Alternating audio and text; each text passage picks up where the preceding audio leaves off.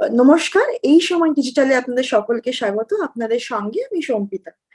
আজকে আমাদের সঙ্গে যে অতিথি রয়েছেন, মানে প্রত্যেক রবিবার করেই তো আমরা একজন অতিথিকে নিয়ে আসি এবং তার তার সেই তারকাকে নিয়ে আমরা আলোচনা করি, কিন্তু আজকে যিনি রয়েছেন তার অনেকগুলো পরিচয়, একই অঙ্গে অনেক রূপ আর কি বেসিক্যালি। তো তিনি আরজে ছিলেন একদা, স্ট্যান্ড আপ কমেডিয়ান হিসেবেও প্রচন্ড জনপ্রিয়। এখন অভিনয় করছেন, এখন অভিনেতা হিসেবেই তার পরিচয়। বাট আর বাদ বাকিগুলো আমরা এখন যত আমাদের আড্ডা এগোবে তত জানতে পারবো। আমাদের সঙ্গে রয়েছে সায়ন। সায়ন, তোমাকে অনেক স্বাগত এই সময় ডিজিটালে। নমস্কার, শুভ বিজয়ের। এই সময় ডিজিটালের সমস্ত দর্শককে জানাই বিজয়ের অনেক অনেক শুভেচ্ছা। রবিবারের অনেক অনেক শুভেচ্ছা। রবিবারটাও আমার কাছে বিশেষ দিন মনে হয় বিজয়ের মতনই। একদম একদম। রবিবার সকাল বিশেষ করে আমি রবিবারে জেনারেলি এত সকালে উঠি না, আমার চোখ দেখে বুঝতে পারছো। রবিবার থ্যাংক ইউ। সকালটা মানে কিভাবে মানে কাটাও তুমি অন্যান্য রবিবার গুলো? ঘুমিয়ে ঘুমিয়ে? আহ, না, এবার এবার দুটো জীবন আমার হয়েছে, কাটিয়েছি আমি। একটা হচ্ছে চাকরি জীবন। যখন ওই তুমি বললে রেডিওতে ছিলাম, তো তখন রোববার দিনটা ছুটির দিন ছিল। তো আচ্ছা। তখন রোববারে একটা আলাদাভাবে গুরুত্ব ছিল আমার জীবনে, যে রোববার মানে শনিবার মানে হচ্ছে প্রচুর বাঁদরামো করব, তারপর হচ্ছে রোববার দিন সারাদিন ঘুমাবো। হ্যাঁ। এইটা ছিল আমার জীবনে, যেরকম সবার থাকে সবার Saturday night, Sunday Saturday, morning. হ্যাঁ। ফ্রিল্যান্সার যেহেতু, ফলে রোববারের গুরুত্ব আছে জীবনে, কিন্তু আলাদাভাবে কোনো খুব একটা গুরুত্ব নেই। কারণ এখন তো ধরে নাও কাজ না থাকলেই সোমবারও আমার কাছে রোববার, আর কাজ থাকলে রোববারও আমার কাছে সোমবার। Exactly exactly. ফ্রিল্যান্সের হ্যাঁ, জীবন যেরকম। এই যে এখন বাংলা কন্টেন্টে তোমাকে এতগুলো কাজে দেখা যাচ্ছে, তুমি একটা বেশ মুখ হয়ে উঠেছো বাংলা কন্টেন্টে, ওয়েবে কন্টেন্টে। কিভাবে এনজয় করছে এই ব্যাপারটা? আমি প্রচন্ড এনজয় করছি, আর মুখ হয়ে ওঠার পেছনে আমি খুব একটা দায়ী বলে মনে করি না। কারণ হচ্ছে আহ, এই জায়গাটা কেউ এক্সপ্লোর করেনি, পড়েই ছিল, বেকার পড়েছিল, কেউ করছিল না। যে বাংলায় ইন্ডিপেন্ডেন্ট ওয়েব সিরিজ কেউ করছিল না, কারণ সবাই ওটিটি হিট করার চেষ্টা করছিল বা অন্য অন্য জায়গায় হিট করার চেষ্টা করছিল। Exactly. আর সেই জায়গাগুলোতে আমার যে মুখ, তুমি যে বললে মুখ হয়ে উঠেছি, সেই মুখটা সামাও ওখানে মুখ হয়ে উঠতো না, কারণ ওখান থেকে আমি রিজেক্টেড। কারণ ওখানে প্রোটাগনিস্টদের একটা মানে প্রোটোটাইপ আছে, যে দেখা মানে তাদের ভিজুয়াল অ্যাপিয়ারেন্সের একটা স্টিরিওটাইপ রয়েছে। যে ওটিটিতে, সব ওটিটি বলছি না, বাট ম্যাক্সিমাম ওটিটিতে যে কটা কাজ রিলিজ করে, তো সেখানে যারা প্রোটাগনিস্ট হয় তাদের চেহারার মতন কিন্তু আমার চেহারা নয়। আমার চেহারা অনেক সাধারণ মানুষের মতন, বা আমাকে দেখতে অনেকটা সাধারণ মানুষের মতন। তো আমি ওই জায়গাগুলোতে ট্রাই করেছি। তো তখন ওরম কাজ করেছি, প্রোটাগনিস্টের বন্ধু বা ছোটখাটো ক্যারেক্টার। মানে তো মূল চরিত্র সুযোগটা আসেনি আর কি, যেগুলো। আসেনি, আমি ফিট করি না, আমি তাদেরকেও যে খুব একটা দোষ দিই তা নয়, কারণ তারা তো একটা ব্র্যান্ড ইমেজিং বা যা যা জিনিসপত্র যেগুলো হয় মার্কেটিং এর ক্ষেত্রে, সেগুলো তারা করেন। তো তারা তারা মনে করেছেন যে সেই ব্র্যান্ড ইমেজিং বা তাদের মার্কেটিং বা তাদের যে আহ, বিষয়পত্র, তার সাথে আমি খুব একটা ফিট করি না। বহুবার হয়েছে, কারণ আমাকে কোনো একটা আমি চরিত্র অভিনেতা, এবং আমি সেটা সেটা নিয়ে খুব আনন্দিত যে আমি নিজেকে চরিত্র অভিনেতা বলি। তো তখন ওখানে আমার মনে হয়নি যে তারা আমাকে মনে করেছেন যে কোনোভাবে তাকে ব্যবহার করা যায়। কিন্তু আমি মনে করেছিলাম, বা আমি বা আমার বন্ধুরা, আমি অরিজিৎ যখন রেস্টুরেন্ট প্রেম করি, বা প্রদীপ্ত দা আমাকে নিয়ে ভেবেছেন, কারণ প্রদীপ্ত দার মতন আমাকে নিয়ে কেউ ভেবেছেন বলে আমি মনে করি না।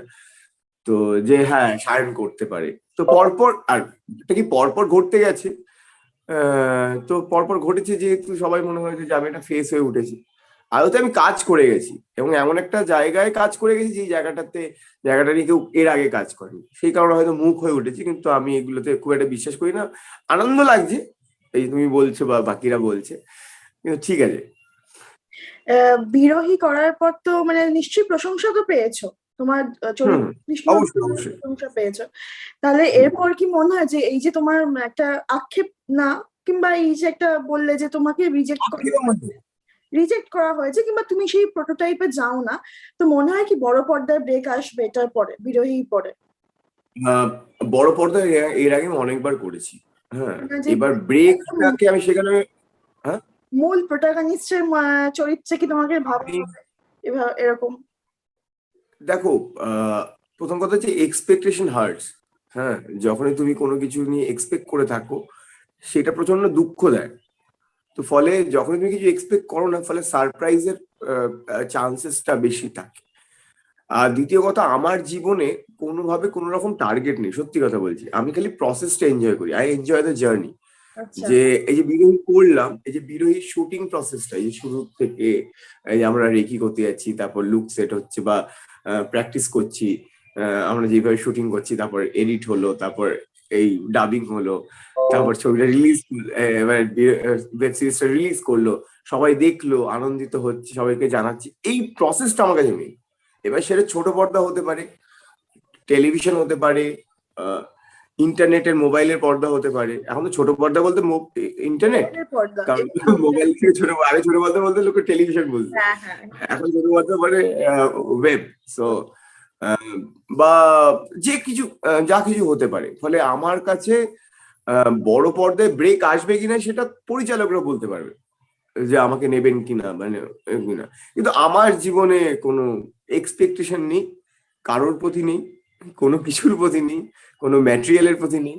আচ্ছা। আমি মাস্ত বলা মজা মানুষ। যে আমি আছি, আমি আনন্দ করছি, যাই কাজ আসবে আমি মন দিয়ে করবো।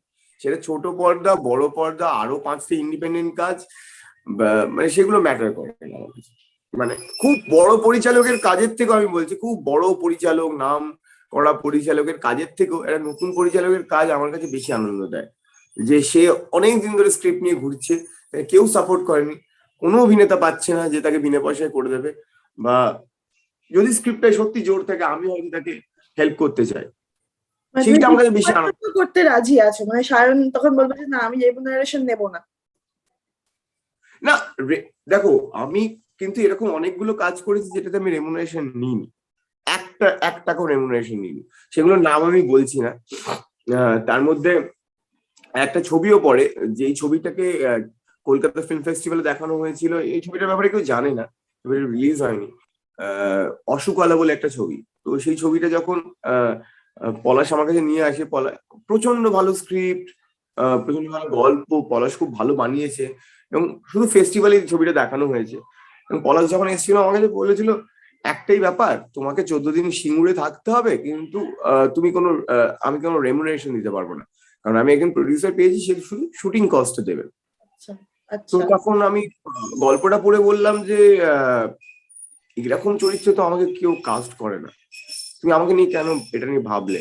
বলে, না, আমার মনে হয় যে তুমি এটা করতে পারো। এই যে বিশ্বাসটা, এই বিশ্বাসটা রেমুনারেশনের থেকে অনেক বড়। কারণ তখন আমার কাছে যে কটা কাজ আসছিল সব হয়তো কমেডি। হুম। কমেডি করতে আমি প্রচন্ড পছন্দ করি, কমেডি আমার স্ট্রেংথ। তো আমি বলছি না যে আমি কমেডি ছেড়ে দিতে চাই, যে আমি কমেডি করতে চাই, বারবার করতে, আমি কমেডি চরিত্র প্রচন্ড এনজয় করে করি। কিন্তু স্টিরিওটাইপ তো হয় তো, আমাকে কোনোভাবে কমেডির বাইরে খুব কম লোকে ভেবেছে। যেমন প্রদীপ্ত তো দা ভেবেছে তোমাকে বিরোহিতা। অবশ্যই প্রদীপ্তদার সবচেয়ে বেশি ক্রেডিট যায়। হ্যাঁ, প্রদীপ্তদাকে সবচেয়ে বেশি ক্রেডিট দেবো। কারণ আহ, কারণ আমি বলবো যে আমাকে কমেডির বাইরে যদি এক্সপেরিমেন্ট করে থাকে, প্রদীপ্তদা করেছে, আমার বন্ধু অরিজিৎ সরকার ও করেছে, আর পলাশের কথা বলছিলাম, পলাশ করেছে, আর এখন অনেকে হয়তো করবে। আচ্ছা, অভিনেতা তো বড় বড় প্রোডাকশন হাউসের সামনে মানে যায়, পোর্টফোলিও নিয়ে যায় এবং তাদের সিভি নিয়ে আমি যায়। গেছি, তুমি গেছো আমি কখনো? গেছি আমি আমি আচ্ছা, গেছি আমি গেছি আচ্ছা। আমার ইনিশিয়াল স্ট্রাগল ডেজে আমার এক বন্ধুকে বলেছিলাম যে ভাই একটু পোর্টফোলিও তুলে দিবি, কারণ তখন টাকা নেই, তখন প্রপার ফটোগ্রাফার ধরে পোর্টফোলিও তুলতে গেলে, এবং সেটা অনেক আগের কথা বলছি, আচ্ছা। অনেক টাকা লাগে, 5,000 10,000 এরকম হ্যাঁ, টাকা লাগে, এখন এবং তো আরো তখন তো বেশি। আর তখন মোবাইলও আসেনি, হ্যাঁ, হ্যাঁ। এইভাবে মোবাইলের ক্যামেরাও আসেনি, যে এখন যেমন মোবাইলেই তুমি অনেক কিছু করে নিতে পারো, বন্ধুকে দিয়ে করে নিতে পারো, বা নিজেও একটা পোর্টফোলিও তুলে নিতে পারো, এখন আর পোর্টফোলিও যুগ নেই। তো ওই সময় ওটা ছিল 2009, 2006, 7, 8 এই সময়। তখন আমি আর সুরঞ্জিত বলে আমার একটা বন্ধু, একটা স্টুডিও থেকে পোর্টফোলিও তুলেছিলাম। আহ, আর পোর্টফোলিও দুটো ছবি তুলেছিলাম, আর আমার বন্ধুকে বলেছিলাম, ওর একটা ক্যামেরা ছিল, তুলে দিয়েছিল। তো আমি গিয়ে গিয়ে গিয়ে গিয়ে গিয়ে গিয়ে সমস্ত স্টুডিও পাড়ায় দিয়ে আসতাম। আর তারপর দুটো এসেছিল? সিরিয়াল থেকে আচ্ছা, হ্যাঁ ডাক আসলো তারপরে দেওয়ার পরে? হ্যাঁ, দুটো সিরিয়াল থেকে ছোট দুটো ক্যারেক্টারের ডাক এসেছিল, আমি সেটা করেও ছিলাম। সেগুলো হয়তো তুমি এখন আর খুঁজে পাবে না। আচ্ছা হ্যাঁ, এবার আমি নামও বলতে চাই না সিরিয়াল দুটো। তারপর আমি অন্যান্য টেলিভিশন সিরিয়ালও করেছি রেডিওর আগে। আচ্ছা। মানে বড় প্রোডাকশন হাউস থেকে কখনো তোমাকে ডাক এসেছে যে তুমি গেছো মানে তোমার সিভি নিয়ে কিংবা পোর্টফোলিও নিয়ে, তারপর তারা তোমার সাথে যোগাযোগ করেছে, এরকম হয়েছে নাকি রিজেকশনই আপাতত রিজেকশন? আমরা বড় প্রোডাকশন হাউসের কাজও কিন্তু বড় প্রোডাকশন হাউসের কাজও করেছি আমি। ইনফ্যাক্ট বড় প্রোডাকশন হাউসের সিনেমাও করেছি, সিনেমা ওয়েব সিরিজ আমি করেছি। এবার সেইগুলো প্রচন্ড সিগনিফিকেন্ট রোল ছিল না বলে ওইগুলো অনেকে বুঝতে পারেনি। বুঝতে পারি। তাই মনে হচ্ছে হয়তো বিরোহী আমার প্রথম কাজ, বা বা রেস্টুরেন্ট প্রেমী আমার প্রথম কাজ, না, বা তুমি তো এর টুকটার আগে মাধ্যমে অনেকগুলো কাজ করেছো, ছোট ছোট করে কাজ করেছো অ্যাক্টিং এর হ্যাঁ, মানে ক্ষেত্রে। তুমি আমার আইএমডিবি প্রোফাইল দেখলে বুঝতে পারবে যে আমি বড় প্রোডাকশন হাউসের কাজ কিন্তু করেছি। আর আমি ওটা নিয়ে আপত্তিও নেই আমার কোনো, আমি বড় প্রোডাকশন হাউসের কাজ করতেও চাই। আমি বলছিলাম যে আমার কাছে আসছিল না, বা সামাও তারা ভরসা করেননি আমাকে, সেইটা বলছি। এখন কি আমি তুমি তো করতেই চাই, আমি বেগার্স ক্যান বি চুজার্স, মানে আমি এটা বারবার বলি এই কথাটা। Exactly beggars can be চুজার্স? করে চুজ করবো, বড় প্রোডাকশন হাউসের কাজ করবো না। আমার কাছে আমার বাংলা যেটা আমার অকাদ, তো আমার ওই অকাদই নেই যে আমি এর সাথে কাজ করবো এর সাথে করবো না বলবো। আমি সবার সাথে কাজ করতে চাই যদি আমার কাজটা ভালো লাগে, বা বা টাকা বেশি থাকে। আচ্ছা, সার্ভাইভাল তো ইস্যু। একদম সার্ভাইভাল। অনেক অপরচুনিটি কাজ আমি করেছি টাকা ছিল বলে। অভিনেতাদের তো কোনো এফডি হয় না, মানে চাকরি যখন করতে নিশ্চয়ই তোমার একটা এফডি ছিল কিংবা আহ, হ্যাঁ সবই ছিল। এখন তো নিশ্চয়ই সেগুলো কিছু নেই, এখন একটা ফ্রিল্যান্সের কিছু নেই, জীবন।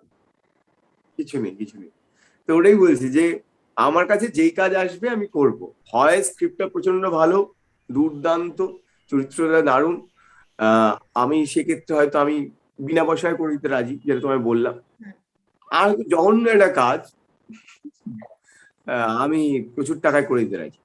আচ্ছা, দুটো তবে কি ব্যালেন্সটা হবে না। আমি আমি রবিনহুড থিওরিতে চলি, বড়লোকদের লোটো, দুটো গরিবদের অপশন খোলা তারপর। রেখেছো, দুটো অপশনই খোলা আছে। জঘন্য কাজ বলো আমাকে প্রচুর টাকাতে আমি করে দেবো, ব্রিলিয়ান্ট কাজ বলো আমি হয়তো বিনা পয়সায় করে দিতে পারি।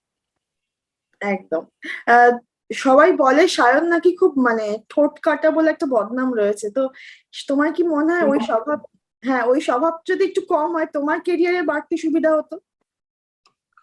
আমি আমি এটা নিয়ে ভাবিও না যে আমার ক্যারিয়ারের সুবিধা নিয়ে। আর ঠোঁট কাটা যেটাকে বলে ওটা ট্রান্সপারেন্সিকে মানুষ ঠোঁট কাটা বলে। এবার মানুষ এতটা লেয়ার লেয়ার লেয়ার লেয়ার, তার ভেতরটাই দেখা যায় না। হ্যাঁ, এত মানুষের মধ্যে লেয়ার থাকে এখন, বা এত মানুষ ডিপ্লোম্যাটিক হয়ে গেছে, সে নিজের কথাটাই আর বলা হয় না। তো আমার মনে হয় যে ঠোঁট কাটা কথাটা ঠিক নয়। আমার মনে হয় যে আমি ট্রান্সপারেন্ট, আমার মনে যেটা সেটা মুখে। তো এবার এইটাকে যদি আমার আমার মানে ক্যারিয়ারের ক্ষেত্রে একটা অবস্টাকেল হয়ে দাঁড়ায়, আমার সমস্যা নেই কোনো, আমার কোনো সমস্যা নেই। You are okay with your personality?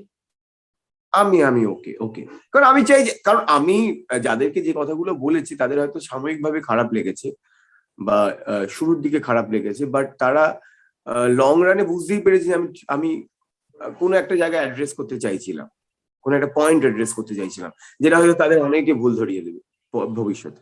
মানে তোমাকে ধরো এখন আমি একটা কথা বললাম, তোমার হয়তো রাগ হবে তোমার ব্যাপারে বললে, কিন্তু ভবিষ্যতে যখন অনেকে বলবে না তখন বলবে একটু সায়ন ঠিকই হ্যাঁ বলছিল, বেকার সায়ন উপর রাগ। ঠিকই বলেছিল, বেকার রাগ করলাম, এরকম আমি কি? আমি নিজেকে লুকোতে চাই না। এরকম কি অনেক হয়েছে যে তুমি তখন বলেছো, তখন তারা রাগ করেছে, পরে এসে তোমাকে বলেছে না না সায়ন তখন তো তুমি ঠিকই বলেছিলে, এরকম বহুবার হয়েছে? বহুবার বহুবার বহুবার। এরকম কোনো বিখ্যাত আহ, মানুষ আছে আমি যার? প্রফেশনাল প্রফেশনাল ক্ষেত্রে নয়, বাট প্রফেশনাল ক্ষেত্রে নয়, মানে আমার জীবিকার ক্ষেত্রে, অভিনয়ের ক্ষেত্রে কোনো কারোর সাথে নয়, বাট এরকম আমার জীবনে বহুবার হয়েছে। আমার কোনো বন্ধুর উপর রাগ হয়েছে, আমি ওকে বলেছি যে রেগে মেগে, ভাই এটা কি করছিস, এটা কি এটা হচ্ছে, তো দেন ও রেগে গেল, তুই বেশি কথা বলিস সব সময়, তুই পাটার পাটার পাটার পাটার করিস, হ্যাঁ। তো চলে গেল। তারপর হয়তো 6 মাস পরে বললো আমাকে যে তুই ঠিকই বলছিলি ভাই, এটা আমাকে অনেকে বলেছে। দেন আই রিয়েলাইজ, সো তুই ঠিকই ছিলিস। তো আমার মনে হয় যে ট্রান্সপারেন্ট থাকলে হয়তো শর্ট টার্মে অনেকের সাথে সম্পর্ক খারাপ হতে পারে, কিন্তু লং রানে সব ঠিকই থাকে। লং রানে মানুষ রিয়েলাইজ করে বলে আমার বিশ্বাস। আর যদি না করে, সে সময় নষ্ট করছে।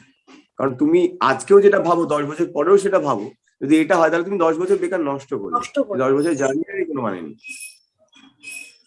সায়ন কি ছোটবেলার থেকে কথা বলতে ভালোবাসতো? মানে কিরকম ছিল সায়ন ছোটবেলা? হ্যাঁ হ্যাঁ, আমি প্রচন্ড দুষ্টু ছিলাম, এখন আমি অনেকটা শান্ত হয়েছি। আচ্ছা। প্রচন্ড দুষ্টু ছিলাম, প্রচন্ড কথা বলতাম, হ্যাঁ, নকল করতাম লোকজনের। ওটাই হয়তো আমার অভিনয়ের শুরু, মিমিক্রি হয়তো আমার অভিনয় শুরু, আমি বলতে পারি। কারণ আমার তো প্রথাগত শিক্ষা নেই অভিনয় নিয়ে। তো আমি মানুষ দেখলে তাকে নকল করতাম, শুধুমাত্র যে মানে ফিল্ম স্টারদের নকল করতাম তা নয়, সেটা তো করতামই একটা সময়, টেলিভিশনেও করেছি, রেডিওতেও করেছি, যে মিমিক্রি করা বিভিন্ন পপুলার পার্সোনালিটি। মিমিক্রিটা শুধুমাত্র আমার পপুলার পার্সোনালিটির ক্ষেত্রে সীমিত ছিল না ছোটবেলায়। আমার মানুষের ক্ষেত্রে, আচ্ছা, মানুষের ক্ষেত্রে হয়তো স্যারের নকল করছি, বা আমার কোনো আত্মীয়র নকল করছি, কোনো বন্ধুর নকল করছি, পাড়ার লোকের নকল করছি। নকল করাটা আমার একটা অভ্যাস ছিল প্রচন্ড। আচ্ছা। এখন এই যে অভিনয়ের ক্ষেত্রে কাউকে নকল করে কিংবা কেউ তোমার অনুপ্রেরণা, ইন্সপিরেশন এরকম কেউ আছে অভিনয়? অনুপ্রেরণা প্রচুর মানুষ, কিন্তু আমি নকল কাউকে করি না, কারণ কারণ নকল করলে আমি তার ফার্স্ট কপি হয়ে যাব। হ্যাঁ, যে সে তো ওই জায়গায় বেস্ট, যদি আমি কাউকে নকল করি সে তো ওই জায়গায় বেস্ট, তাহলে আমি সেকেন্ড বেস্ট হয়ে যাব। কিন্তু আমি চাই বেস্ট হতে, যে কাজই করি আমি চাই বেস্ট হতে, বা আমার বেস্টটা দিতে, বেস্ট হতে নয়, আমার বেস্টটা দিতে। তো সেক্ষেত্রে আমার অনুপ্রেরণা প্রচুর মানুষ রয়েছে, প্রচুর মানুষ রয়েছে, একগাদা মানুষ রয়েছে, একজনের নাম বলতে পারবো না। কিন্তু নকল আমি কাউকে করি না। নকল হয়তো কোনো চরিত্রকে করি। ধরো আমার কাছে কোনো চরিত্র এসছে, তো সেই চরিত্রটা আমার কাছে মগজে, ধরো কোন একটা চরিত্র, আমার আমার যে কটা চরিত্রের ব্যাংক রয়েছে, তার মানে কোনো একটা চরিত্রের সাথে মিলে গেছে। ও আচ্ছা, এখানে তো এই ভদ্রলোক যেতে পারে, হয়তো তার কিছু ম্যানারিজম আমি ওই চরিত্রের ক্ষেত্রে কাজে লাগালাম, বা তার কিছু নুয়ান্স, মানে তার কিছু স্টিরিওটাইপ আমি তাই সেই চরিত্রের ক্ষেত্রে কাজে লাগালাম। সেই রকম নকল করা রয়েছে, বাট অভিনেতা হিসেবে কাউকে আমি নকল করি না। অনুপ্রেরণা প্রচুর মানুষ রয়েছে, প্রচুর মানুষ, আমি অস্বীকার করবো না। কারণ আমি বললাম আমি সেলফ টট, আমার কোনো প্রথাগত শিক্ষা নেই অভিনয়ের ব্যাপারে, বলে সেই মানুষগুলোই আমাকে দূর থেকে শিখিয়ে গেছে, তাদের কাজ দেখে দেখে শিখেছি। টুম্পা এতটা হিট করলো, তারপর তুমি ময়না করলে, লালু করলে, অতটা তো জনপ্রিয়তা পায়নি টুম্পা যেভাবে ভাইরাল হয়েছিল সেই তুলনায় বলছি। এটা কি টুম্পাকে ছাপিয়ে যাওয়ার কোনো প্রচেষ্টা ছিল স্যার? টুম্পাকে ছাপিয়ে যাওয়ার প্রচেষ্টা যে করবে সে ভুল করছে, কারণ টুম্পাকে ছাপিয়ে যাওয়া যায় না। আর ছাপিয়ে গেলেও সেটা হয়ে যাবে, সেটা ঘটবে তোমার জীবনে। মানে ওটা প্ল্যান ভাবে এটাকে করা যাবে না আমার মনে হয়। কারণ টুম্পাও আমাদের জীবনে প্ল্যান ভাবে হয়নি। আমি, অরিজিৎ, আরো সুমনা, প্রতিম, আমরা সবাই বন্ধুরা যেভাবে বানিয়েছিলাম টুম্পা, তো তখন আমাদের টার্গেট একটাই ছিল যে আমরা নিজেদের টাকায় একটা ওয়েব সিরিজ বানিয়েছি, রেস্টুরেন্ট প্রেম। হ্যাঁ, এবার এই রেস্টুরেন্ট প্রেমকে প্রমোট করতে হবে, তার জন্য যেরকম বলিউডে হয় বা টলিউডে হয়, যে একটা প্রমোশনাল সং। তো তখন আমরা বললাম যে চলো আমরা টুম্পা বানাই। তো যথারীতি টুম্পা বানানো হয়েছে। তো বানানোর পর এরকম ম্যাসিভ সাফল্য, আমার মনে হয় যে লাস্ট 10 বছরে খুব কম বাংলা গানই পেয়েছি এই লেভেলের সাফল্য। হ্যাঁ, নিজেদের টাকায় এবার লাস্ট, হ্যাঁ নিজেদের টাকায় বানিয়েছিলে তোমরা এই টুম্পা গানটা, তারপরে কতটা হ্যাঁ, অর্থ লাভ হলো? মানে ধনদেবী কি সহায় হলো? ধনদেবী সহায় হয়েছে, সেই কারণে আমরা পরবর্তী প্রজেক্টটা, মানে টাইম আপ বলে আমাদের একটা সিরিজ আসছে, সেইটা আমরা বড় করে বানাচ্ছি। আর ময়না বা লালু, তুমি যেটাই বলো, সেটা আমরা মানুষের যেহেতু চাহিদা, সবাই বলছিল যে গত বছর দেখো প্যান্ডেমিকের পর ওরকম একটা ভাসান গীতি দিয়ে তোমরা দিয়েছো, আমরা নেচে উঠেছি। আর সেই কারণে ধরো লালু বানানো, হ্যাঁ, যে আমরা আবার একটা যে মানুষ নাচতে চাইছে ভাসানে এবং আমাদের থেকে এক্সপেক্ট করছে বলে করছি। যেখানে আমাদের ট্যাগলাইন ছিল টুম্পা একবার, কিন্তু ভাসান গীতি বারবার। টুম্পা একবারই হয়, টুম্পা বারবার হয় না। আর টুম্পা প্ল্যান ভাবেও হয় না, টুম্পা হয়ে যায়, টুম্পা ঘটে, টুম্পা কেউ একটা তোমার মাধ্যম দিয়ে ঘটায়, এরকম ঐশ্বরিক একটা বিষয় মনে হয় আমার কাছে। টুম্পা কখনোই বারবার হতে পারে না, যে আমি প্ল্যান করে আজকেই বললাম আমরা সবাই মিলে দেখবি 150 মিলিয়ন দেবো, ওই ক্ষমতা আমাদের কারণ নেই। এটা আমি যখন টুম্পা হিটও হয়েছে তখনও বলছি, আর যখন এই যে তুমি বলছো গানগুলো ওয়ার্ক করেনি তখনও বলছি। কারণ বাকি গানগুলো সবই ছিল যে টুম্পা হওয়ার চেষ্টা, কিছু হওয়ার চেষ্টা করলে কখনোই বললাম তোমাকে যে সেকেন্ড হ্যান্ড একটা জায়গা থাকে বা ফার্স্ট কপি জায়গায় থাকে। তো আমার মনে হয় যে টুম্পা একবার, কিন্তু নাচের গান বারবার হোক না, অসুবিধে কোথায়? তুলনা না করলেই হয়। টুম্পার পর তো নিশ্চয়ই সমালোচনাও শুনেছো লোকে, প্রচুর লোকে বলেছে এই ধরনের গান অপসংস্কৃতি, বাংলা গানের তো বাংলা ভাষাটাকেই ঠিকঠাক ভাবে রাখতে পারছে না, এরকম কমেন্ট তো নিশ্চয়ই তোমরা পড়েছো এবং এই সমালোচনাও নিশ্চয়ই শুনেছো। তুমি এটাকে কিভাবে রিয়াক্ট করো? আমি প্রথম কথা, সমালোচনা যদি স্ট্রাকচার সমালোচনা হয় বা টেকনিক্যাল সমালোচনা হয় বা প্রপার ক্রিটিক্যাল সমালোচনা হয়, সেটাকে প্রচন্ড গুরুত্ব দিই। আর যদি এমনি এই ফেসবুকীয় সমালোচনা হয়, যেটা সবাই করতে পারে, সবাই সমালোচক এখন, এবং প্রত্যেকের দায় আছে অফেন্ডেড হয়ে যাওয়া। হ্যাঁ, যে আমি কিছু একটা নিয়ে অফেন্ডেড হব এক্ষুনি দাঁড়িয়ে, সবকিছু নেই, তোমার আমার এই ইন্টারভিউ নিয়ে অফেন্ডেড হয়ে যেতে পারে। হ্যাঁ, একদম। কেন সকালবেলা ইন্টারভিউ নিচ্ছ, তুমি সন্ধ্যেবেলা নিচ্ছ না কেন, অফেন্ডেড হয়ে যেতে পারে। আমি তো সন্ধ্যেবেলা দেখি, তুমি সন্ধ্যেবেলা নেবে না কেন, সন্ধ্যেবেলা লোকদের কোনো গুরুত্ব নেই, মানে এইভাবে অফেন্ডেড হয়ে যাওয়া যায়।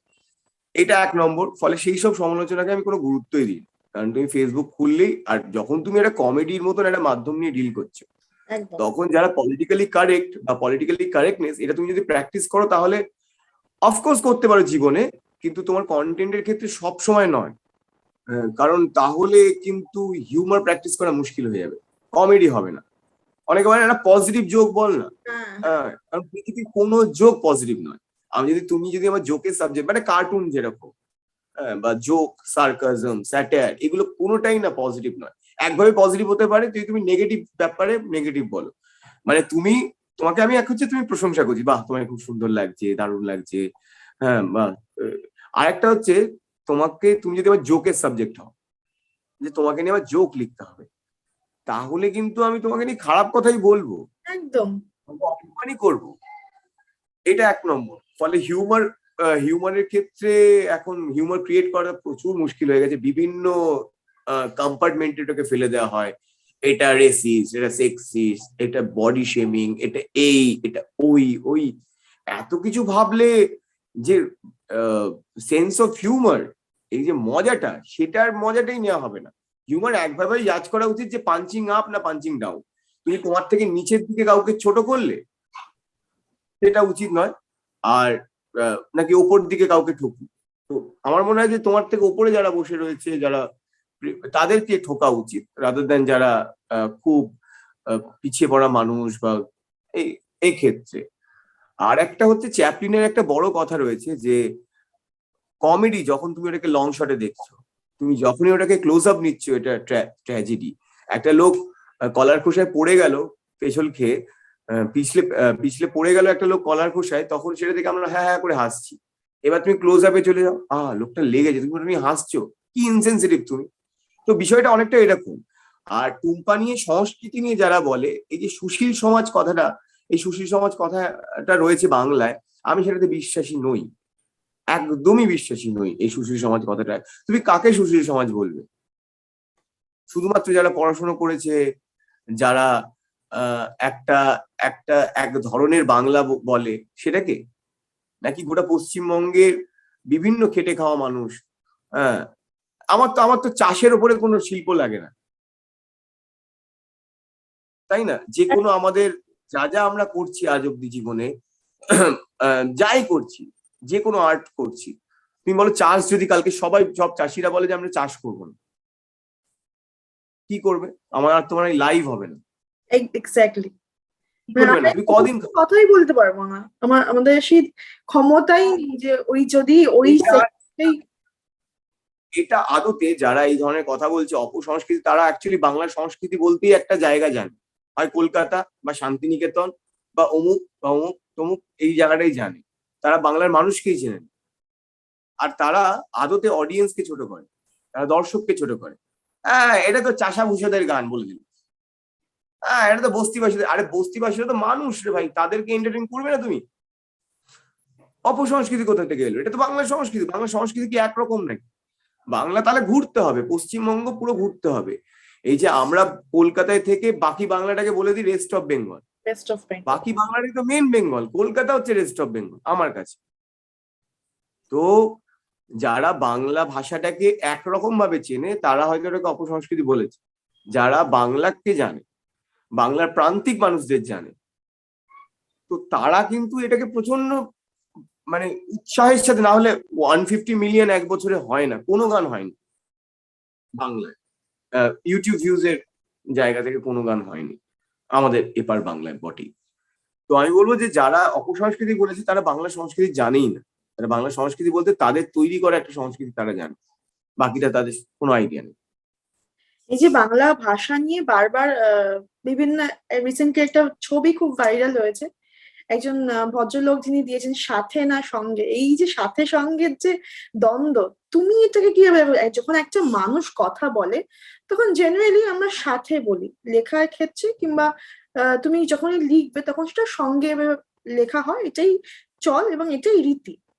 কিন্তু সবসময় কলোকিয়াল টার্মে কিংবা আমরা যখন কথা বলি কথ্য ভাষায় তো ভাবে বলা হয় না, তো এই যে ছোট ছোট বিষয়গুলোকে তুলে যখন ভাইরাল কন্টেন্ট করা হয়, তুমি যেহেতু তুমি ওটাই তো বললাম যে হ্যাঁ হ্যাঁ তুমি বলো বলো। তুমি নিজে একজন কন্টেন্ট মেকার, ওই জন্যই তোমাকে এই প্রশ্নটা করা।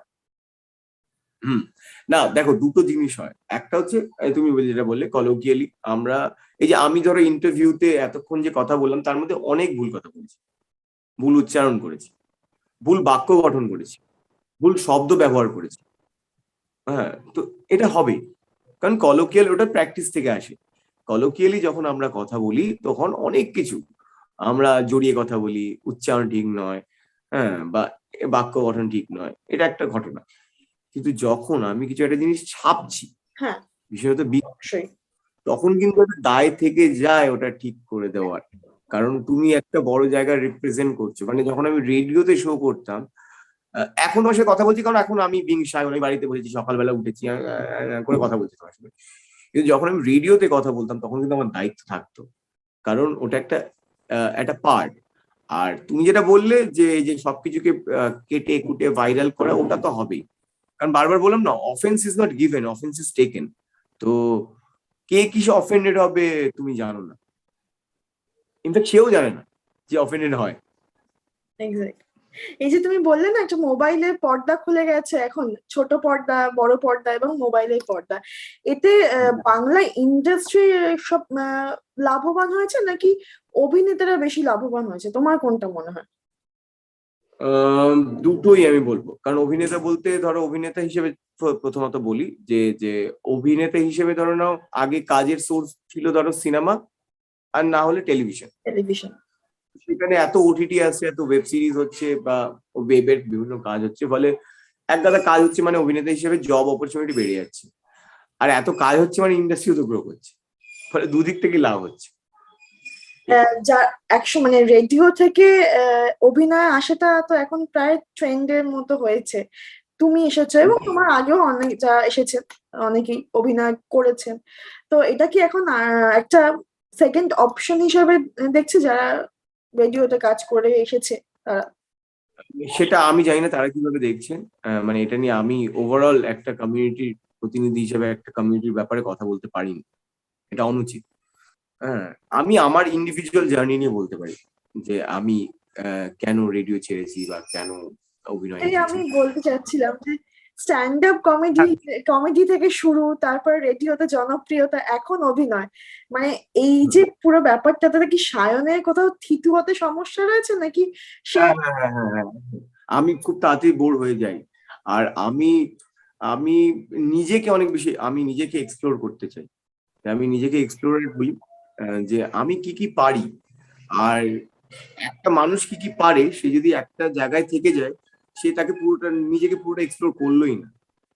কমফর্ট জোন মানুষের এক্সপ্লোরেশনকে কমিয়ে দেয়, এক্সপ্লোরেশন হারিয়ে যায় তার। যে ধরো না, আমি রেডিওতে 8 বছর চাকরি করেছি, আমি এখনো করে যেতে পারতাম, রেডিও করেই যাচ্ছি, এখনো হ্যাপি টু ডিস্টার্ব করে যাচ্ছি, প্র্যাঙ্ক কল করে যাচ্ছি, এটা আমার কমফর্ট জোন, ওখানে আমি প্রো ছিলাম।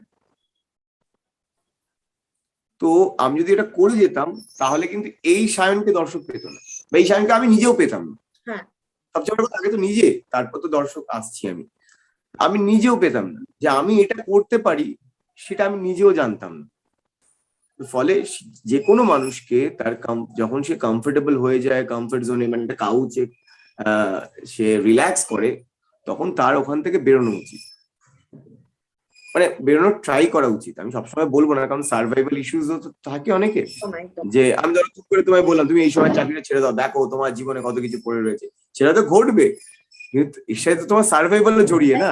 ফলে আমি চুপ করে ওটা বলতে পারি না। কিন্তু আমি বলছি যে একজন মানুষকে তার কমফর্ট জোন থেকে বেরোনো উচিত, মানে অ্যাটলিস্ট বেরোনোর ট্রাই করা উচিত, কারণ তখনই সে আর কি কি করতে পারে সেগুলো সে জানতে পারে। কারণ আমি নিজেও জানতাম না যে আমার অভিনয়ের পসিবিলিটি কি। আমি জাস্ট জাম্প করে দিয়েছি, আমি জাস্ট চাকরিটা ছেড়ে আমি জাম্প করেছি, এবং অনেস্ট থেকেছি যে এখানে আমি কোনো শর্টকাট নেব না, আমি কোনো করবো না, টাকার জন্য কাজ হলে যা বলবো তোমায় বললাম করে দেবো। হ্যাঁ, বাট আমি ট্রাই করছিলাম যে কোন জিনিসটা কি করা যায় করা যায় করা যায় করা যায় করা যায়, তারপর সাডেনলি এটা ওয়ার্ক করে যায়। যদি তো আমার মনে হয় বোর হয়ে যাও তাহলে কি করতে চাইবে? হ্যাঁ, যদি অভিনয় করতে করতে ধরো একটা সময় তুমি বোর হয়ে গেলে, তারপরে কি প্ল্যান? আমার মনে হয় না অভিনয় বোর হওয়া যায়, কারণ অভিনয় হচ্ছে তুমি একটা জীবনে বহু জীবন বাঁচো। হ্যাঁ, আমি হয়তো কাজ কমিয়ে দিতে পারি, অভিনয় হয়তো ধরো বোর হয়ে গেলে যেটা করবো, আমি হয়তো কাজ কমিয়ে দিলাম, খুব সিলেক্টিভ কাজ করব, কিন্তু অভিনয় আমি করতেই চাই। আর আর আমি অ্যাকচুয়ালি ট্রাভেল করতে চাই। আচ্ছা, আমাকে যদি একটু টাকা পয়সা আমি সেভ করতে পারি, আমি হয়তো আর কোনো কাজই করতে চাই না, আমি ট্রাভেল করতে চাই। এইটা মেনলি সবার ট্রাভেল মনের কথা, যে কোনো কাজই করতে চাই না হয়তো। করতে চাই না। এই যে এই যে 8 বছর ধরে টানা লোককে প্র্যাঙ্ক করে এসেছো, প্র্যাঙ্ক কল করেছে, তোমার উপরে কোনো প্র্যাঙ্ক করা হয়েছে? হ্যাঁ হ্যাঁ হ্যাঁ হ্যাঁ, ও মানে প্র্যাঙ্ক করার ট্রাই করা হয়েছে, সাকসেসফুল হয়নি, বাট প্রচুর চেষ্টা হয়েছে। আর একটা সময় আমার ফোন নাম্বার ভাইরাল হয়ে গেছে, এবং তখন আমি দিনে আননোন নাম্বার থেকে 100-150টা মিসড কল পেতাম, যেহেতু ধরতাম না। তো হবে, তুমি যেটা করবে সেটার রিটার্ন তো আছেই। কোন পরিচয়টা তোমার নিজের ব্যক্তিগতভাবে পছন্দ? এই যে স্ট্যান্ড আপ কমেডিয়ান তুমি ছিলে, তারপর রেডিওতে কাজ করলে এত বছর, এখন অভিনেতা, কোন মানে তুমি তুমি নিজেকে কোন চরিত্র দেখতে পছন্দ করো? আর্টিস্ট, পারফর্মার, আরো স্পেসিফিক্যালি বললে আমি নিজেকে একজন পারফর্মার যদি আমাকে বলে, তাহলে আমি সবচেয়ে বেশি খুশি হই, কারণ আমি নিজেকে পারফর্মার হিসেবেই দেখি। যে কোনো প্ল্যাটফর্মে, যে কোনো মিডিয়ামে আমি পারফর্মই করে যাচ্ছি। আর এগুলো সব দেখবে তুমি কানেক্টেড, স্ট্যান্ড আপ কমেডির সাথে অভিনয় কোথাও একটা গিয়ে কানেক্টেড, আমার একদম আমার রিভিউ জার্নির সাথে আমার অভিনয় কোথাও একটা গিয়ে কানেক্টেড। তো আমার রেডিও পারফরমেন্স বা স্ট্যান্ড আপ কমেডি পারফরমেন্স, আমার অভিনয় পারফরমেন্স, এই পুরোটাই পারফরমেন্স। আর একটা পারফর্মারের সব বাদ বিচার করলে চলে না, একটা পারফর্মার পারফর্মই করে যাবে সারা জীবন, কখনো রেডিওতে, কখনো স্টেজে, কখনো সিনেমায়, কখনো ওয়েব সিরিজে, কখনো রাস্তায় হয়তো। তো আমি পারফর্মই করে যেতে চাই, সো আমাকে যদি পারফর্মার বলে সবাই, আমি সবচেয়ে বেশি খুশি হই। এই যে পারফর্ম করার কথা বললে, বিরহিতে তো ওই যে তোমাকে জল পেরিয়ে যে বিরহী গ্রামে ঢুকতে হতো, এই ব্যাপারটা কিভাবে শুটটা হয়েছিল একটু বলো প্লিজ, মানে তোমাকে এটা জলে বলেছি, নামতে হয়েছে। এটা বলেছি এর আগে বিভিন্ন ইন্টারভিউতে বলছি, মানে এই সিনটা যখন প্রদীপ্তদা আমাকে বলেন, তো তখন আমি বলেছিলাম যে এই সিনটা আমি একটু রিহার্স করে নিতে চাই, আচ্ছা। কারণ ওটা সত্যি খুব টেকনিক্যাল, শুধুমাত্র তো ওটা অভিনয় দিয়ে হয় না, প্রচুর টেকনিক আছে, ফিজিক্যাল ওয়ার্ক রয়েছে, তো সেটা এমনি হবে না। তো আমরা 2 দিন আগে পৌঁছেছিলাম শুটিং এ, তো আমি বলেছিলাম এবার কোন রকম ভাবে না ওরকম জল পাওয়া যাচ্ছে না, হয় গলা অব্দি জল, না হাঁটুর নিচে জল। আর হাঁটুর নিচে জল হলে তো ওই সাইকেল মাথায় নেওয়ার কোনো মানেই নয়, একদম কাঁধে নিয়ে আমি চলে যাই। সো পাওয়া যাচ্ছে না পাওয়া যাচ্ছে না পাওয়া যাচ্ছে না, আমাদের লাস্ট দিন শুটিং, লাস্ট দিন হয়ে গেছে, তারপর একটা এক্সটেনশন ছিল, সেই দিন শুটিং, মানে ওই দিন শুটিং শেষ করতেই হবে, যদি এই সিকোয়েন্সটা না হয় তাহলে আর থাকবেই না। তো তখন আমাদের নারায়ণদা বলে একজন, উনি তার আগের দিন একটা ভিডিও করে পাঠিয়েছিলেন, দেখো জায়গায় জলঙ্গির এরকম জল আছে, যেই পরিমাণ জলটা তোমরা চাইছো। তো তারপর আমরা ওখানে গেলাম, মানে দেখে, তো বাপিদা আমাদের বলে একজন ওই বাপিদাকে তুমি দেখবে ওই হাওয়া খারাপ গানটায় নাচতে, ও একটা বয়স্ক মানুষ, আচ্ছা, কন্ডাক্টরের চরিত্রে। হ্যাঁ হ্যাঁ হ্যাঁ হ্যাঁ, বাপি দেব বুঝতে সামনে পেরেছি। একটা ঝুড়ু আর একটা হ্যাঁ ঝুড়ু, হ্যাঁ হ্যাঁ হ্যাঁ, ঝুলু না। বাপিদা। তো উনি ওনার একটা বড় ক্রেডিট প্রাপ্য এক্ষেত্রে। তো বাপিদা নিজে গামছা পরে, উনি আমার থেকে আরেকটু হাইটে শর্ট, আচ্ছা, নিজে নেমে পুরো লাইন ওই জায়গাটা পেরোলেন। তো আমি তখন জাস্ট ওই যেই রাস্তা দিয়ে গেছে, যেই পথে উনি গেছেন, সেই পথটাকে আমি দেখে নিলাম। আমি জানি যে এই পথটাই আমার চেনা পথ আপাতত। হুম, তো আমি কোনো রকম পাকামো করবো না, কারণ মাথায় সাইকেল রয়েছে। এই পথটা আমি দেখে নিয়েছি উনি কিভাবে পা ফেলছেন বুঝতে পারিনি, বাট পাথটা বুঝতে পেরেছি, এই পাথটা ইজ ফাইন। হুম। তো আমি জলের মধ্যে একটা মেন্টালি মার্ক করে নিয়েছিলাম। আর এটা না একটা টেকেই করতে হতো, কারণ আন্ডারওয়্যার দুটোই ছিল, দুটো সিকোয়েন্সে দুটো আন্ডারওয়্যারই ছিল, ওটা পরপর। যদি আমি ছড়াতাম তাহলে আবার বাজারে ছুটতে হতো নতুন একটা আন্ডারওয়্যার কেনার। কিনতে তো মানে তো তুমি ওয়ান থেকেই করেছো ওই শটটা আর কি। হ্যাঁ, এবার প্রদীপ্তদা যেহেতু উনি নিজে উনি এডিটার, হুম, ফলে প্রদীপ্তদার মাথায় ওটা চলছিল যে যদি সায়ন ভুল করে তাহলে এইটা করে দেবো ওটা করে দেবো। তো প্রদীপ্তদা ঠিক এইভাবে খেলা দেখার মতন করে, যেরকম আমরা ম্যাচ দেখি না, হ্যাঁ যে আর্জেন্টিনা ম্যাচ হচ্ছে, ব্রাজিলের ম্যাচ হচ্ছে, ইস্ট বেঙ্গলের ম্যাচ হচ্ছে, আমার টিম, মানে ঠিক প্রদীপ্তদা ওইভাবে দেখছিলেন যে যদি ছড়ায়, কোন সায়ন করে দিল, জায়গাটা কাটবো। এরকম একটা হয়েছে। আচ্ছা, পুরো গোটা ইউনিট ওইভাবে দেখছিল যে, কারণ আমি প্র্যাকটিস করিনি তার আগে, প্র্যাকটিস করার চেষ্টা করেছিলাম কিন্তু করিনি। এবং এটা যদি ওয়ান টেক না হতো তাহলে এডিটে ম্যানেজ করা যেত, বা দুটোই ওয়ান টেকে হয়ে গেছে, সিঙ্গেল টেকে, মানে আর কোনো টেক হয়নি। এই যে বিরহিতে গিয়ে মানে তোমরা যেখানে শুটিংটা করেছো ওখানে শুটিং করার এক্সপিরিয়েন্সটা কিরকম ছিল? ওরকম একটা জায়গা। অপূর্ব, অপূর্ব। দেখো বিরোহী গ্রামটাকে আমরা যেমন দেখাচ্ছি, আদতে তো সেরকম গ্রাম নয় যে সত্যি বোম মারে, হ্যাঁ হ্যাঁ হ্যাঁ সেটা। সত্যি হাওয়ার চাষ হচ্ছে, আবার ওরকম তো চাষ। গ্রাম নয়। তেহট্ট জায়গাটা প্রচন্ড মিষ্টি একটা জায়গা। হ্যাঁ, নদিয়া জেলাটাই প্রচন্ড একটা দারুণ জেলা। হুম, হ্যাঁ, একটা খ্যাপা জেলা যেটাকে বলে, সেন্স অফ একদম হিউমারের জেলা, খ্যাপা জেলা। প্রেমের যে, হ্যাঁ খ্যাপা জেলা একদম কারেক্ট ওয়ার্ড। হ্যাঁ প্রেমের জেলা যদি তুমি বলো, ওই জেলাতে গোপাল ভাঁড় ছিলেন, ওই জেলায় মহাপ্রভু জন্মেছেন। তো ওই জেলাটা মজার একটা জেলা, রসিকতার জেলা। হ্যাঁ, যেখানে কোনো জাজমেন্ট নেই, যেখানে শুধুই আছে প্রেম, শুধুই আছে ভালোবাসা। তো তেহট্টের মানুষ, নদিয়ার মানুষ এত ভালো, আর নদিয়ার মানুষকে এত ভালো লাগে, বা তেহট্টের মানুষ এত ভালো যে তারা শুধু ভালোবাসতেই জানেন। এই প্রদীপ্তদা দেখিয়েছিলেন না মোহিনী গ্রামটা, যেখানে আমরা সবাই প্রেম করি, এখানে আমরা শুধু ভালোবাসি। ভালোবাসি। খুব ইউটোপিক মনে হবে আমাদের এইরকম সমাজে, হ্যাঁ, যখন সবকিছু বিষিয়ে গেছে। এই সমাজে এরকম একটা জায়গায় সবাই সবাইকে ভালোবাসে, কোনো জাজমেন্ট নেই, কেউ কাউকে অপছন্দ করে না, গালিগালাজ করে না, জাজ করে না, পেছনে কথা বলে না। এটা হতে পারে, বাট এরা মনে হতে পারে, কিন্তু সত্যি তেহট্ট জায়গাটা ওরকম। সত্যি সবাই সবাইকে ভালোবাসে। বাইরে থেকে কেউ এলে তাকে তো মানে রাজ সিংহাসনে তুলে রাখে, তার খাওয়া দাওয়া বাকি কমফর্ট যা যা তার লাগবে সেইগুলোকে দেওয়াটাই হয়তো তাদের কাজ হয়ে যায়। যে আমাদের কাজ, তোমার কাজ হয়তো জার্নালিজম, আমার কাজ অভিনয়, তখন সেটা আতিথেয়তাটা তাদের কাজ হয়ে কাজ ওঠে। হয়ে যায়। Main মানে সেই হয়ে ওঠে। ওয়ার্মটা তারা দিতে পারে আর কি ওখানকার মানুষরা। আতিথেয়তা যে একটা কাজ হতে পারে, জীবনযাপনের একটা গুরুত্বপূর্ণ কাজ হতে পারে, সেটা আমরা ভুলে গেছি। এখন বন্ধুরা এলে আমরা ইনফর্মাল, তুই তোর মতন করে না। কিন্তু ওটা সত্যি, তুমি তেহট্টে যদি যাও বারবার ফিল করবে ওটা, যে আতিথেয়তা টা আদতে একটা শিল্পই বটে, শিল্পর লেভেলে এত ভালোবাসে সবাই। আহ, সায়ন জীবনে মানে সব থেকে ভালো কমপ্লিমেন্ট এখন অব্দি কি পেয়েছো, এবং সব থেকে খারাপ তোমার কি বলা হয়েছে যে এই জিনিসটা না এই ছেলেটা একদম খারাপ, আর সব থেকে ভালো কমপ্লিমেন্ট কোনটা পেয়েছো জীবনে এখন অব্দি? ভালো কমপ্লিমেন্ট আমি ভুলেই যাই, আহ ভালো কমপ্লিমেন্ট তো আমি ভুলেই যাই, কারণ আমি মনে রাখতে চাই না। পড়ি, আনন্দ পাই। অ্যাকচুয়ালি আমি এখন যেই জায়গায় রয়েছি না, মানে সত্যি কথা বলতে, আমি একটুও বাড়িয়ে বলছি না যে আমাকে প্রচন্ড সাকসেসও প্রচন্ড আনন্দ দেয় না।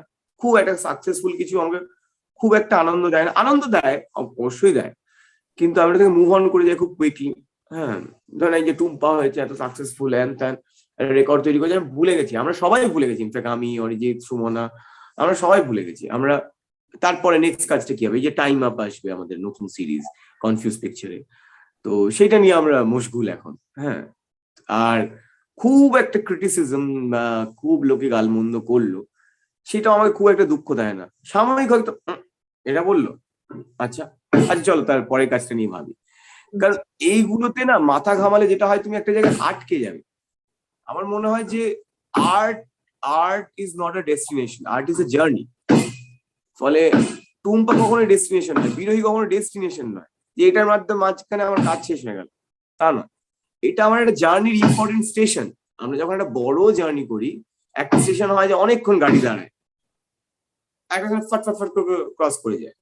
তো যে কাজগুলো লোকে দেখেনি সেগুলো হচ্ছে ওরকম স্টেশন, ওই যে আমরা ক্রস করে যাই। তারপর বিরোধী বা রেস্টিন প্রেম বা টুম্পা, ওইগুলো হচ্ছে আমার জার্নি এরকম কিছু স্টেশন যেখানে অনেকক্ষণ গাড়িটা দাঁড়িয়েছে, তারপর কিন্তু আমার মুভ করে যাবে একটু পরেই। একদম। যেহেতু এত প্রশংসা হচ্ছে, সবাই ইন্টারভিউ নিচ্ছে, কথা বলছে, তো আমি এই জার্নিটাকে এনজয় করতে চাই। বলে কে কি বললো, প্রশংসা করলেও আমার কোনো যায় আসে না, আমাকে নিন্দে করলেও যায় আসে না। আমি চাই যে সবাই বলুক, কিন্তু একটুখানি বুঝে শুনে বলুক। জাস্ট বলার জন্য বলে না অনেকে, সেইটা আমার খুব একটা, সেটাও বলুক লোকে, আমি ফ্রিডম অফ স্পিচ কারোর কাটতে চাই না, কিন্তু আমি ইগনোরই করে যাই। যখন পাওয়া যায় না। ট্রেলারটা বেরিয়েছিল সেই সময় তুমি নিশ্চয়ই শুনেছিলে যে অনেকেই বলছিল যে এটা একটা পঞ্চায়েতের একটা রিমেক হতে চলেছে, ওরকম ঘরানা। সেটা দেখার পর কি বলবো, হ্যাঁ, এইটা যখন ঘটছিল তোমার রিয়াকশন কি ছিল যখন সবাই বলছে এই কথাটা যে আমি জানি এটা হচ্ছে মানুষ রিলেট করতে পছন্দ করে। হ্যাঁ, এবং বাঙালিরা তো রিলেট করতে পছন্দ করেই। সেখানে আমাকে বলছে বাংলার নওয়াজ, জাস্ট গোঁফ রেখেছি বলে, আর কোনো কারণ নেই। হ্যাঁ, তো আমাকে বলছে নওয়াজ ভালো বাংলা, ভালো কমপ্লিমেন্ট। আমি ওটাই বলছি, বিরোধী হচ্ছে বাংলার পঞ্চায়েত, আমি হচ্ছি বাংলার নওয়াজ বা জিতু ভাইয়া, এটা সবাই বলছি।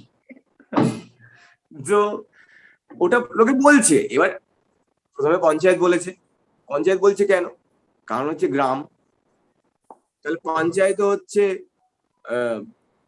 স্বদেশ, তাই তো? যদি ওই গ্রাম দিয়ে দেখাতে হয়, হ্যাঁ, তো সবকিছু গ্রামীণ যাই তুমি দেখাবে সবই পঞ্চায়েত, সেটা নয়। প্রথমে আসলে ওই ওই জায়গাটাকে মানুষ রিলেট করেছে, যে একটা ছেলে চাকরি পেয়ে একটা গ্রামে যাচ্ছে, এই যে জায়গাটা। এবার এইটা একটা গোটা পশ্চিমবঙ্গের, গোটা ভারতবর্ষের একটা বাস্তব চেহারা। প্রেম একটা বাস্তব চেহারা। একটা ছেলে একটা মেয়েকে প্রপোজ করছে, এটা যদি তুমি জেনারেলাইজ করো, এক গাদা ছবি হয়েছে, একটা হিরো ভিলেন মারছে, এক গাদা সিনেমা হয়েছে। তো ওটা তো জেনারেলাইজ করলে সবই সেম। আমি একটা ছেলে, সব ছেলেকে তুমি জেনারেলাইজ করে দাও, সব ছেলেই এক, এটা তো হয় না। তুমি একটা মেয়ে একদম জেনারেলাইজ করি যদি আমি, তো ওটা ওইভাবে জেনারেলাইজ করে লোকে ভাবছিল। এবার তারপর আমি জানতাম, কারণ যেহেতু এপিসোড রিলিজ করছে না, আমি জানতাম যে ধীরে ধীরে, কারণ যখন ডার্ক জোনে ঢুকবে বিরোহী, তখন লোকের ওইটা ভেঙে চুরে অন্য জায়গায় চলে যাবে। প্রথমত পঞ্চায়েতে প্রেম নেই, আর প্রেম ছাড়া বিরোহী হয় না আমাদের এখানে। প্রেম গুরুত্বপূর্ণ, শতাক্ষী আমার সিন গুলো, অনুরাধ আমার সিন গুলো, বা শেষে যদি জমিদার আর ট্যাপারও, স্পয়লার দিতে চাই না, হ্যাঁ, তো সেটাও কিন্তু বিভিন্ন লেয়ারে লেয়ারে, আমরা স্পয়লার দেব না। হ্যাঁ, আমি দিচ্ছি না ওই কারণে। তো আপাতত বলি আমার শতাক্ষী সিন গুলো, হ্যাঁ, মানে প্রেম একটা গুরুত্বপূর্ণ জায়গা, যেখানে পঞ্চায়েতের শেষে হয়তো সিজন 2 এর জন্য প্রেমটাকে ছেড়ে রেখেছে। পঞ্চায়েত ফিল গুড একটা সিরিজ, আমার প্রচন্ড পছন্দের সিরিজ। আমি বলছিলাম যে পঞ্চায়েত, হ্যাঁ, আমার প্রচন্ড পছন্দের সিরিজ।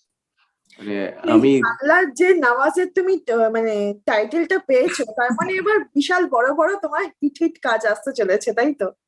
না গো, না গো, এখানে ইন্ডাস্ট্রি ওইভাবে ফাংশন করে না। এখানে ইন্ডাস্ট্রি ওইভাবে ফাংশন করে না যে একজন একটা ভালো পারফরমেন্স দিল, তারপরেই রাতারাতি তার প্রচুর কাজ চলে এলো। এখানে এইভাবে, এর আগেও বহু অভিনেতা দিয়েছে।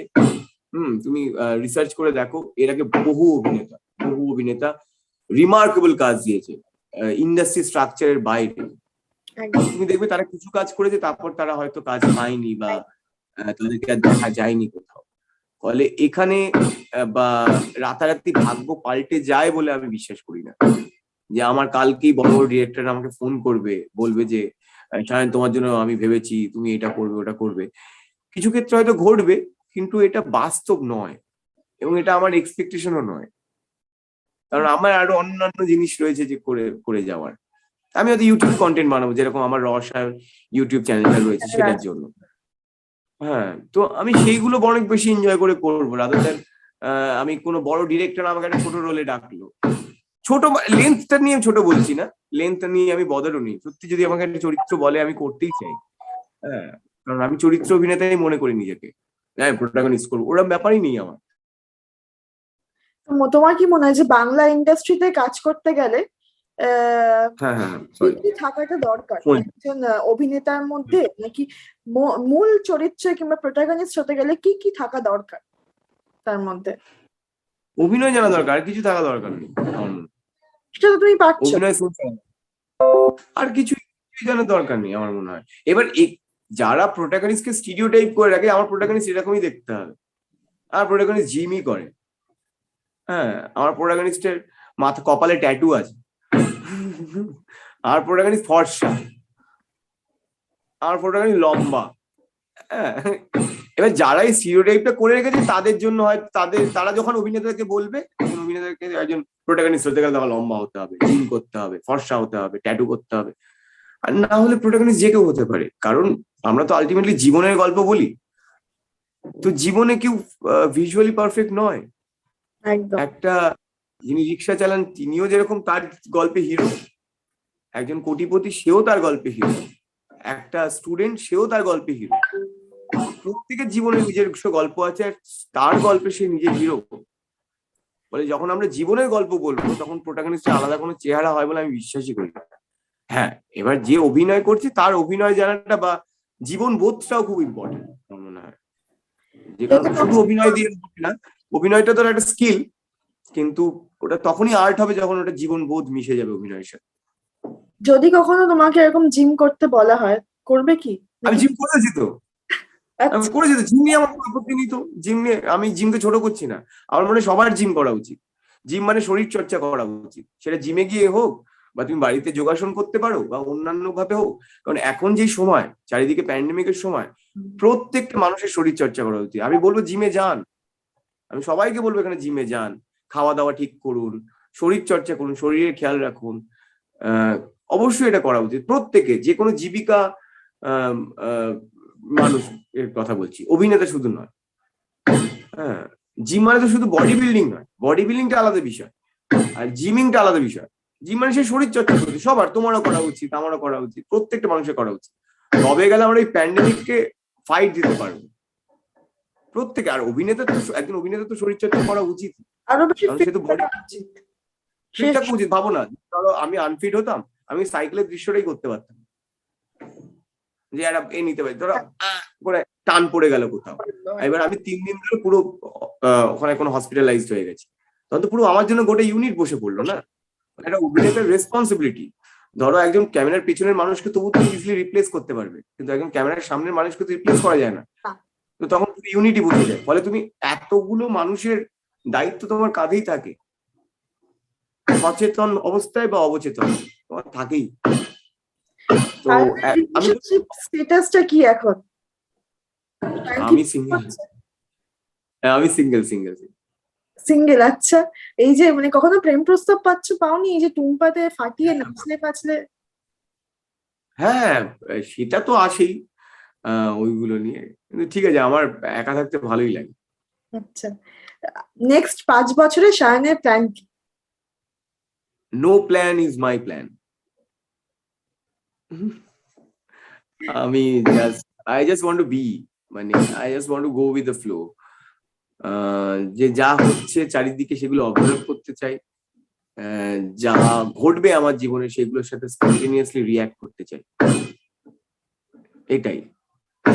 Planning is a good time pass আমার মনে হয়েছে, কারণ আজ অব্দি আমি যা জীবনে শ্রেষ্ঠ পেয়েছি সেগুলো কোনো কিছু প্ল্যান করে পাইনি। তা বলে কি বেসিক প্ল্যানিং আমার থাকে না? সেটা তো থাকেই, কিন্তু বেসিক প্ল্যানিং ওগুলো, মানে ওগুলো এই নয় যে আমি বিশাল প্ল্যানিং করছি। খুব স্কেপটিক হয়ে তুমি কিছু করো সেরকমটা না? না, মানে আমার ওরকম নয়, প্ল্যানিং তো রয়েছে। ধরো আমি আমার ইউটিউব নিয়ে, আমার রসায়ন আমার চ্যানেলটা রয়েছে, সেটা নিয়ে কি কাজ করবো সেটা নিয়ে প্ল্যান করছি। এখন একটু ফ্রি হয়েছি, কারণ এতদিন শুটিং এর চাপে আমি করতে পারি, অনেকদিন ভিডিও দিইনি, সেগুলো নিয়ে প্ল্যান করছি, জীবন নিয়ে প্ল্যান করছি। ধরো কোথায় বেড়াতে যাব, কি করব, হ্যাঁ কোথায় টাকা ইনভেস্ট করব, এ করব, আমরা নেক্সট সিরিজ কি বানাবো, আমি একটা সিরিজ বানাতে চাই, সেইটা কি করব, তো এইরকম বিভিন্ন রকম প্ল্যানিং তো করেই যাচ্ছি, কিন্তু it's a good time pass. কারণ যখন জীবনে একটা যে প্ল্যানিং আর একটা যে ঘটে, দুটো অদ্ভুত হয়। দেখবে তোমার জীবনে, আমি তোমাকেও বলছি, তুমি ইন্ডিভিজুয়ালি, এবার যে কজন মানুষ এখানে দেখছেন আমাকে, সবাইকে বলছি, আপনারা বলুন যে আপনাদের জীবনে শ্রেষ্ঠ যে ঘটনাগুলো ঘটেছে যেগুলো আনপ্ল্যান, কিন্তু এক্স্যাক্টলি সব মানে অলমোস্ট কেউ প্ল্যান করে তো কিছু করতে পারে না, ওভাবে তো হয় না একদম যে প্ল্যান করতে পারে কিন্তু চাইলে। আমি বেসিক বলবো না প্ল্যানিং। প্ল্যানটুকুনি করা হয়, মানে নিশ্চয়ই করে অনেকেই, অনেকেই হয়তো খুবই গুছিয়ে কাজ করতে পারে, কিন্তু আমি যেমন আমার জীবনে কিছু প্ল্যান করে করতে পারিনি আজ পর্যন্ত। তোমার মধ্যে হ্যাঁ, কি আছে? হ্যাঁ, আর আর এটা হয় না বলো যে ধরো প্ল্যানিং এর সাথে এক্সপেকটেশন মিশে থাকে, তো ওটাই আমাদের হার্ট করে। ওইটাই যে হার্ড। আমি প্ল্যানিংটা করছি মানে, আমি প্ল্যানিং করছি মানে উইচ ইজ ফাইন, কিন্তু প্ল্যানিংটা সাকসেসফুল হবে কেন ধরে নিচ্ছি। আজকে কি ভারত পাকিস্তান ম্যাচ দেখবে? উন্মাদনা আছে? হ্যাঁ, হ্যাঁ, হ্যাঁ, প্রচন্ড প্রচন্ড। হ্যাঁ, আমি খুব একটা ওই পাকিস্তান ব্যাশিং এর লোক নই, যে পাকিস্তান চলে যা, পাকিস্তানে গুলি মার, ওটার আমি একদমই পক্ষে নই। কারণ একটা দেশের কথা যখন আমার কাছে আসে, তখন সেই দেশের মানুষগুলোর মুখ ভেসে আসে। সেখানকার কোনো রাজনৈতিক দল বা টেররিস্ট বা অমুক তমুক নয়। তো ভারতও আমি বুঝি ভারতবাসীদের, ভারতীয় মানুষদের নিয়ে, পাকিস্তানও বুঝি পাকিস্তানি মানুষদের নিয়ে। তো সেখানে কোন গভর্নমেন্ট রয়েছে, তারা কি ভুলভাল করছে বা অমুক টেররিস্ট কি করছে, সেগুলো নিয়ে আমি বদারই নই। আমি প্রচুর পাকিস্তানি ক্রিকেটারের ফ্যান। আমরা ছোটবেলা থেকে, ইনফ্যাক্ট আমরা যেই সময় বড় হয়েছি, আমরা প্রচুর পাকিস্তানি ক্রিকেটারের ফ্যান ছিলাম, ইনজামামের ফ্যান ছিলাম। হ্যাঁ, ও প্রচুর। ওয়াসিম আকরামের ফ্যান ওয়াসিম ছিলাম, আকরাম, একাধিক বলে দিতে পারি। হ্যাঁ, ওয়াসিম আকরাম মানে আমাদের ছোটবেলার মানে সবাই মনে হয় ওনাকে ওয়াসিম আকরামের বোলিং, এবার এবার উনি পাকিস্তানি বলে ওনাকে ফেলে দেবো আমি? আর্ট, এই যে পাকিস্তানি আর্টিস্টদেরকে আমরা অ্যালাউ করলাম না, এটা কি? আর্টের কোনো বর্ডার হওয়াই উচিত নয়। Art should be free. এই যে রাহাত ফাতে আলি খানের আমি ফ্যান, আমি কালকে থেকে বলবো না আমি রাহাত ফাতে আলি খান শুনবো না, শুনবো না। নুসরত ফাতে আলি খান শুনবো জাস্ট পাকিস্তানি বলে? এটা তো যে হয়। কোনো দেশকে, আমি সবাইকে বলছি, যে কোনো দেশকে গালিগালাজ করার সময় প্লিজ ভেবে নেবেন, দেশ কিন্তু দেশের মানুষদের নিয়ে হয়, ওখানকার গভর্নমেন্টকে দিয়ে নয়। ওখানকার গভর্নমেন্টকে ক্রিটিসাইজ করুন, গালাগালি দিন, কিন্তু দেশকে গালাগালি দেবেন না। তার মানে আপনি মানুষদেরকে, ওখানকার সিভিলিয়ানদেরকে, নাগরিকদেরকে গালাগাল করছেন, যাদের অবস্থা কিন্তু আমাদের মতনই, খুব একটা আলাদা নয়। থ্যাংক তো ইউ। অবশ্যই আমি ভারতকে সাপোর্ট করছি। আবারও আমরা পাকিস্তানকে হারাবো, মকা মকা হবে। থ্যাংক ইউ শায়ন, সেই আমাদের বিজ্ঞাপনটা আবারও দেখাবে, মকা মকা। থ্যাংক ইউ শায়ন আমাদেরকে সময় দেওয়ার জন্য, অনেক আর তোমার আগামী কাজগুলোর জন্য অনেক শুভেচ্ছা রইলো আমাদের তরফ থেকে। অনেক অনেক ধন্যবাদ। সবাই খুব ভালো থাকুক, সবাই পজিটিভ থাকুক, আর লড়ে যাক। এই যে আমাদের যা চারিদিকে চলছে, আরো নতুন নতুন সারপ্রাইজ আসবে। আমি সবাইকে বলবো, ডোন্ট লুজ হোপ, ফাইট।